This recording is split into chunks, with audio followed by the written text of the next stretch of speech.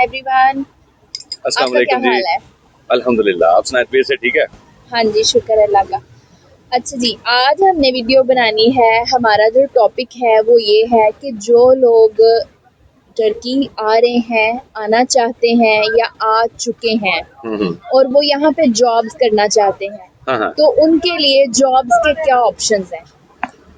देखो यहाँ पे तुर्की में जो आते हैं ना लोग, उनके दो ऑप्शंस होते हैं, दो तरीकाकार होते हैं कि ये डिपेंड करता है कि वो किस बेस पे यहाँ पे आए हैं। पहला तरीकाकार तो ये है कि वो विजिट वीज़ा पे आए और यहाँ आके उन्होंने अपनी TRC के लिए अप्लाई की और उनको 1 ईयर जो है ना टेम्परेरी रेजिडेंस कार्ड बन गया उनका।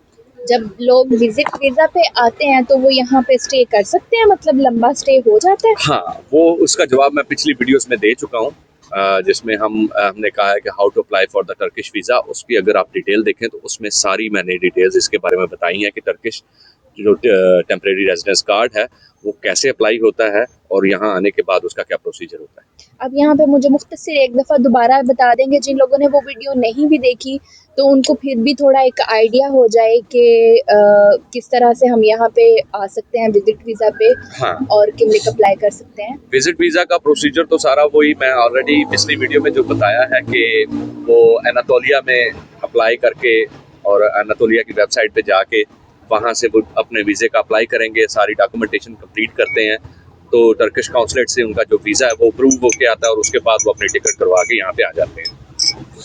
यहाँ आने के बाद उनका TRC बनता है, क्योंकि रेजिडेंस परमिट लेना बहुत ज़रूरी है। टेम्परेरी रेजिडेंस कार्ड ये 1 साल का भी बनता है, 2 साल का भी बनता है, तो डिपेंड करता है कि आप किस मतलब उसमें अप्लाई करते हो और किस बेस पे आपका अप्रूव होता है।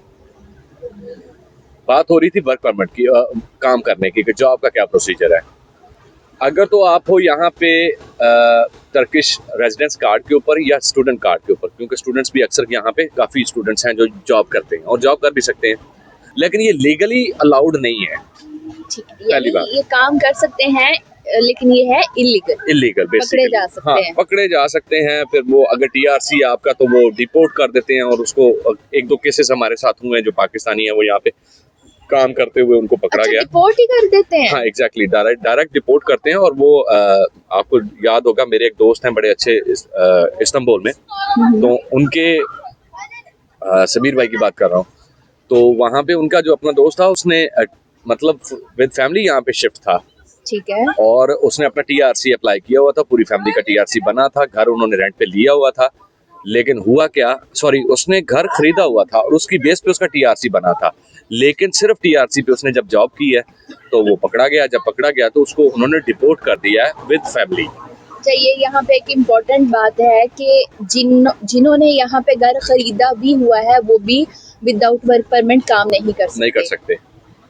अगर पकड़े जाएंगे तो डेफिनेटली उनको डिपोर्ट होगा या फाइन होता है, बेसिकली वो डिपोर्ट करते हैं फाइन करने के बाद भी। ठीक है। अच्छा, दूसरा तरीकाकार ये होता है, लेकिन जॉब्स हो जाती हैं यहाँ पे, चल रही हैं, फैक्ट्रीज जॉब मिलती हैं आपको, लेबर जॉब्स भी मिल जाती हैं। लेबर वहाँ पे इस सेंस में नहीं होती जैसे पाकिस्तान में है ना, वो लेबर का कंसेप्ट, वो तो यहाँ पे जरा थोड़ा सोफिस्टिकेटेड लेवल पे होता है।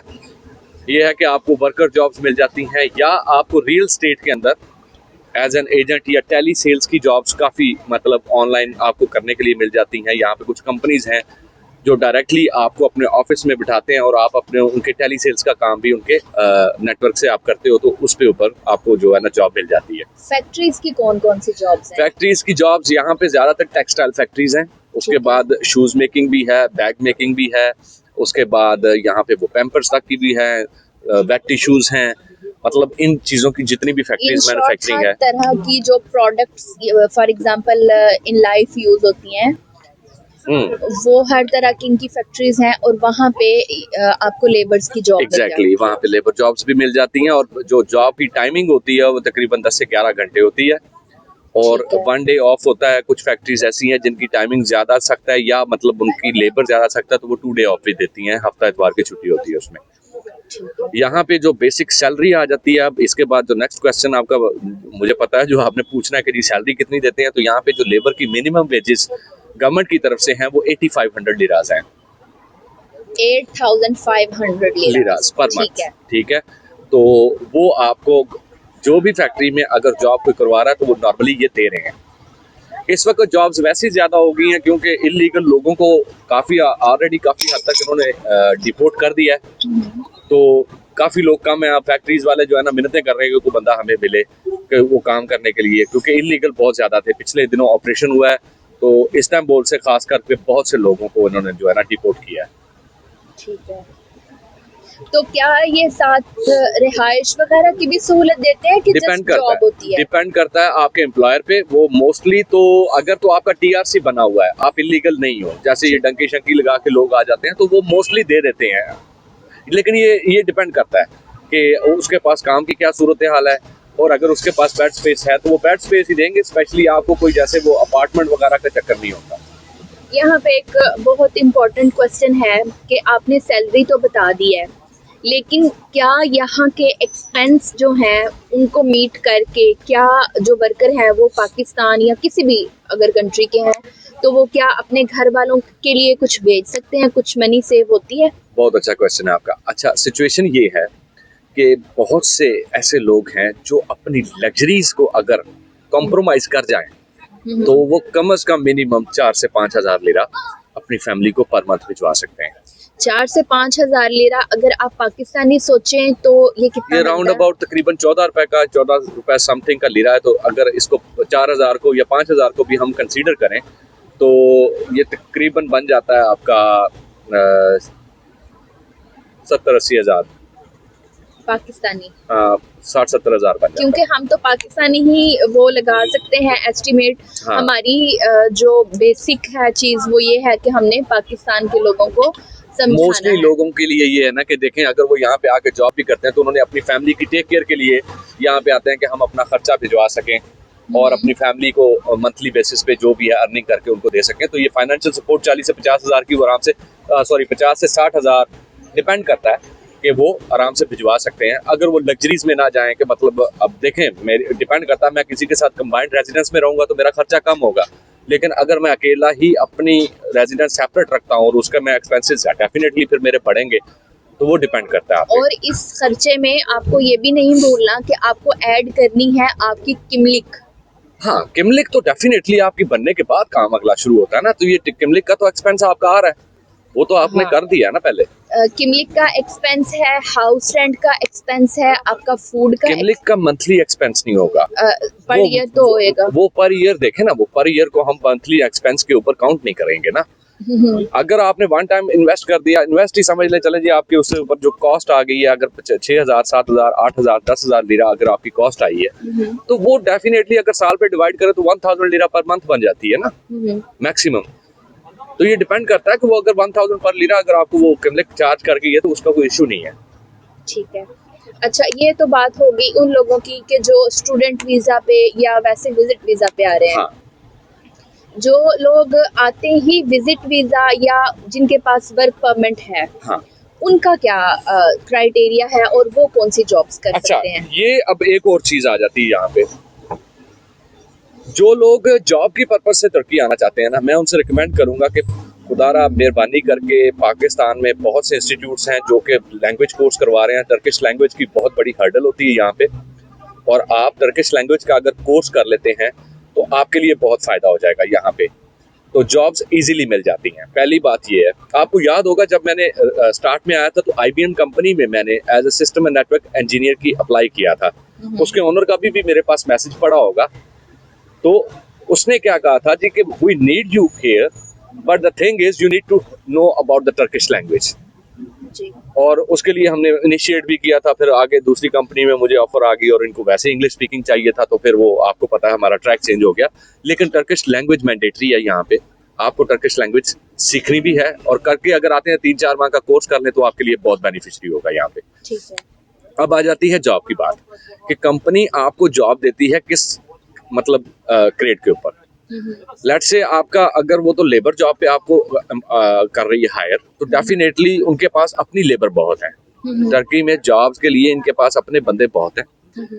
अगर आप डॉक्टर हैं, इंजीनियर हैं, या आप मतलब ऐसा समझ रहे हैं कि जी मेरे पास कोई प्रोफेशनल डिग्री है, तो उसकी बेस पे ये मत समझिएगा कि आपके पास मतलब यहाँ पे आते ही आपको इजीली जॉब मिल जाएगी, क्योंकि यहाँ के अपने डॉक्टर्स और इंजीनियर्स बहुत एफिशिएंट हैं और बड़े प्रोफेशनल हैं और उनका अपने बहुत ज़्यादा तादाद है इनकी अपनी। इसलिए इनको बाहर के किसी भी डॉक्टर या इंजीनियर की जरूरत नहीं है। बिल्कुल नहीं पड़ती। जस्ट लाइक जैसे देखे ना कि आप लोग अगर देखो कि इंग्लिश कंट्रीज को देखो, यूके, कनाडा, तो वहाँ पे पाकिस्तानी जाके जॉब्स करते हैं। पाकिस्तानी और इंडियंस बहुत सारे डॉक्टर्स हैं, इंजीनियर्स हैं। एग्जैक्टली। बट तुर्की को जरूरत उसकी एक नहीं वजह है, उसकी वजह है, मैं आपको उसकी वजह बताता हूँ कि जो बाकी जो कंट्रीज है ना, जैसे यूके हो गया, यूएसए हो गया, उनकी करेंसीज इतनी हाई है कि उनकी मईशत इतनी ज्यादा स्ट्रांग है कि उनको खुद जॉब करना नहीं चाहते। वो लग्जरीज में रहने वाले लोग हैं, तो वो जॉब करने के लिए अपने पास एम्प्लॉइज रखते हैं। ठीक है। ये इन लोगों की जो इकोनॉमी है वो इतनी ज्यादा स्टेबलाइज नहीं है कि जिसको आप ये समझो कि 14 रुपया और कहाँ 300 रुपया, बड़ा फर्क है। ठीक है, तो अगर 14 रुपया अगर आपकी वो करेंसी की उतनी इनकी वैल्यू है, तो ये खुद लोग काम करने वाले हैं। अभी भी हम यहाँ पे कैफेटेरिया में बैठे हैं, आपको पता है, देख लें किसी भी फॉरेनर को आप कैफेटेरिया में काम करते नहीं देखोगे। ये खुद करते हैं, ये पूरी फैमिलीज खुद एक कैफे चलाते हैं, या इनकी जो भी शॉप्स भी हैं इवन, तो उसमें भी बेसिकली पूरी फैमिली काम करती है। और अगर इन्हें किसी की जरूरत हो भी तो ये अपने किसी रिलेटिव्स वगैरह को रखते हैं।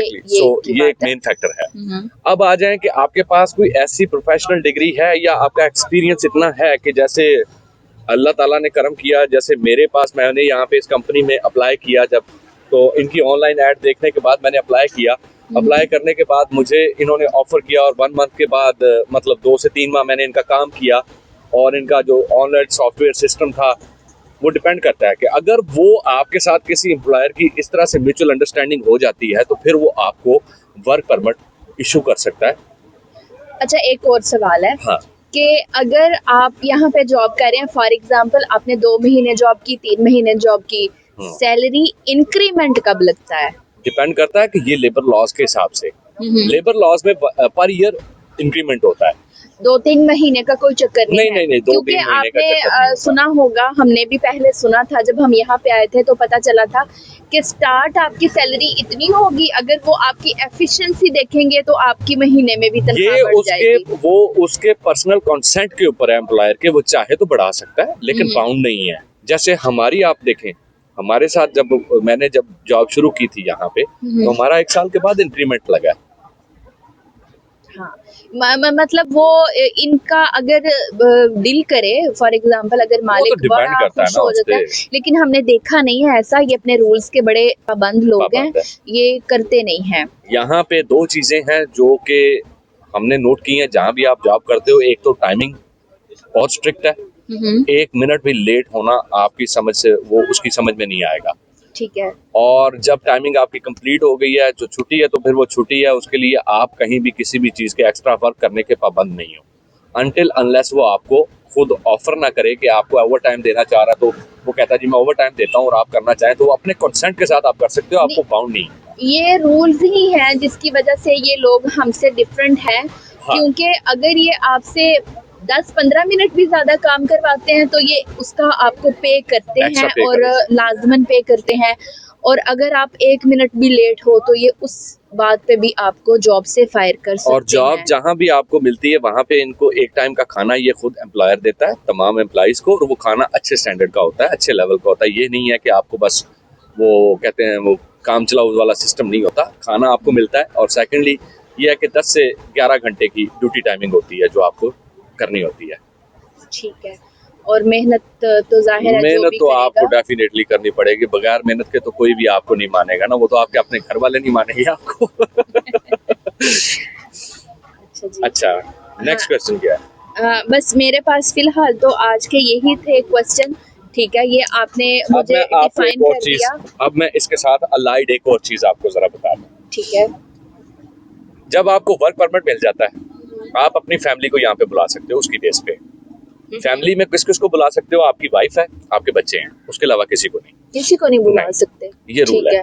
सेकेंडली, आप वर्क परमिट पे अपनी वाइफ का आपको अप्लाई करने की जरूरत नहीं है, कोई डॉक्यूमेंटेशन देने की जरूरत नहीं पड़ती, सिंपली आप उसकी किमलिक उसका आपके वर्क परमिट की वैलिडिटी के ऊपर ही बन जाती है, एक्सटेंड हो जाती है।